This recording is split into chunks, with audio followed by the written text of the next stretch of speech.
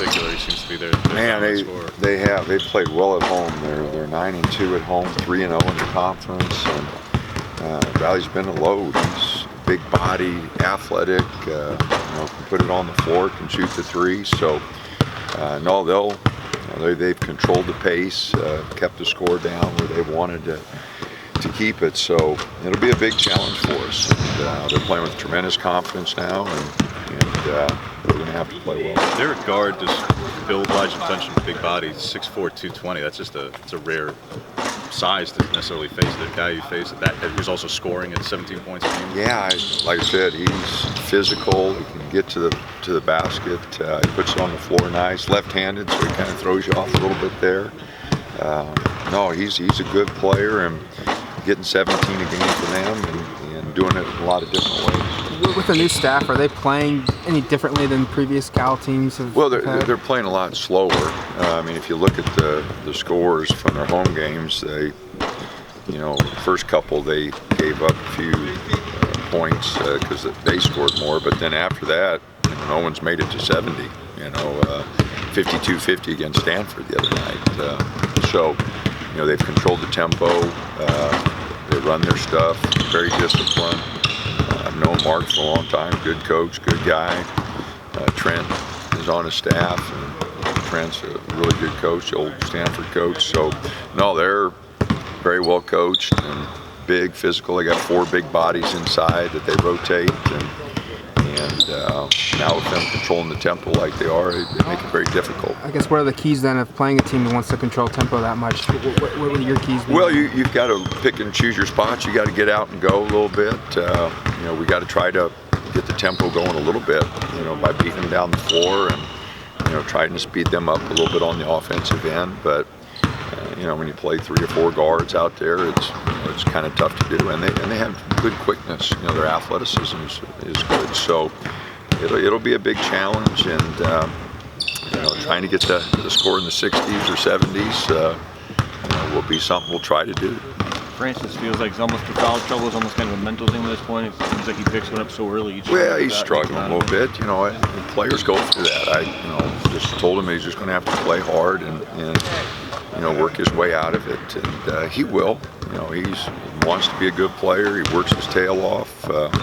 All players go through little ups and downs, but yeah, he had some quick fouls. Anthony not getting some of the looks he got. You mentioned early on the teams are going to start. It seems like maybe he was going to get 5 or 6 good looks early on that he hasn't been able to get lately. He got some good ones against Arizona State here. Didn't get many looks on the Washington trip, and I thought he got some good looks, against UCLA and transition and that. And, he's got to keep working. I've got to find a way to get him some more shots. But he's just going to have to run the floor and keep moving. And people, he should help the rest of our guys because they're pretty much, they're locked up on him. They're not leaving him on any penetration or any throws into the post. So, you just got to keep patient, keep moving. And, Shakur found him on a good one out of the post the other day. Little opportunities like that he's got to take advantage of. No, I haven't talked to Clay yet today. We took yesterday off, so gave him a day to get ready. Gives us 2 days to get ready for Cal, so hopefully they'll practice hard today. You feel like Anthony, this past weekend seemed to be more intense defensively, focused on rebounding. You seeing him try and contribute more in other areas outside of just? Oh, absolutely. He took 2 charges against USC that were big. He dove on a couple loose balls against UCLA. He is really vocal and he understands what we're trying to do defensively. I need him to get the talk started. Need all of them to talk a lot more defensively. But no, I thought he played really hard. Missed a couple blockouts, but for the most part, our blockout numbers were really bad this last week. So we really paid close attention to that. But no, I thought he did add a lot. Charges, diving on loose ball, gave us a lot of energy there. Chris has been playing pretty well the last couple of weeks here, and before and after practice when we come by, it seems like the two of you were always talking about something. What are the conversations that he's having with you? I mean, is he just kind of picking your brain, and that's kind of contributing to this? Well, I'm not sure. He speaks a lot of Spanish. He's talking to me. I'm not sure what he's saying some of the time, but no, Chris is. transition for all junior college players, all freshmen, and you know, Chris has really played hard. He's played well, been a little inconsistent, but you know, it's hard to stay at a consistent level. You know, defense has changed. You know, they put a lot more pressure on Peyton ball screens, you know, since he had so much success. You know, the game changes. People try to take away things you're doing. And, you know, Chris, a lot of his offense was generated from his defense, you know, and I think that's where he used his length, his athleticism. But that was really encouraging because, you know, those are extra baskets. You know, those are baskets we don't have to run a set for, or we don't have to take a possession. Those are extra possessions. So it takes a shot away from them and gives us one more. That's a pretty good deal. Do you have a player with his background, because you mentioned how he speaks multiple languages? You know, is that something that's special to have on the team? Do you think it is something good for the other guys to be around? Oh, absolutely. We got a diverse group. You know, most of them are first-generation college students. You know, and you know, a lot of them tough backgrounds. You know, and a lot of minority students. And so, you know, it creates a different vibe, and you know, it's great, you know, for all of us to have different cultures. We got Nigeria, we got Mali, Canada. You know, we've had a lot of Canadians, and now the Dominican.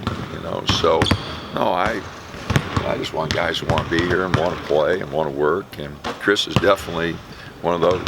You know, he's going to school, working at it, and comes to practice every day, works at it. And, you know, wants to be successful individually, but he also understands it's a team game and he's got to play within the team. So it's been a lot of fun to work with.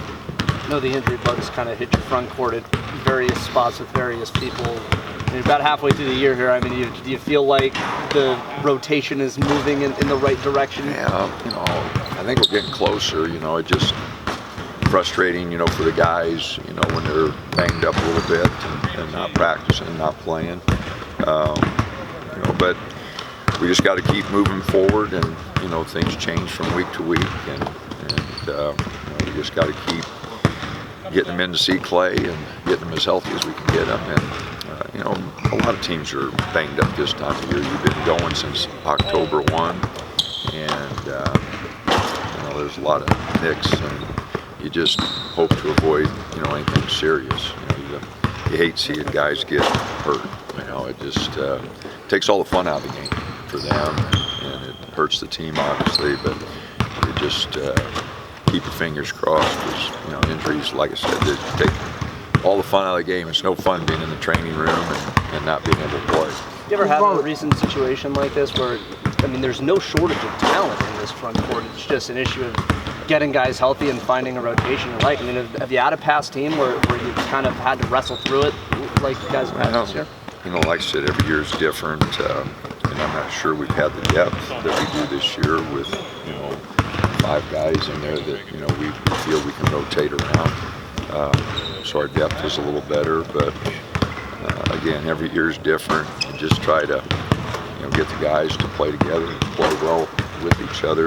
You know, a lot of new faces in there, you know, with Francis being the only guy back, but they are a good group, talented group. We got to get more out of them. We got to get more rebounds. And, you know, the first half against UCLA, the group only had 1 rebound. You know, I mean, they're just more talented than that. So we got to get them more involved offensively. We got to get them in the paint a lot more. They kind of like to get outside the paint and post up a little too far away from the lane. So just got a lot of work there, and trying to get them to understand what we want. It's good to see Chandler get out and run a little bit, get a couple easy ones, and we almost got one to Shakur in the first half. But you know, I do think they can run a little bit more and get a few easy ones. They're not using their speed there.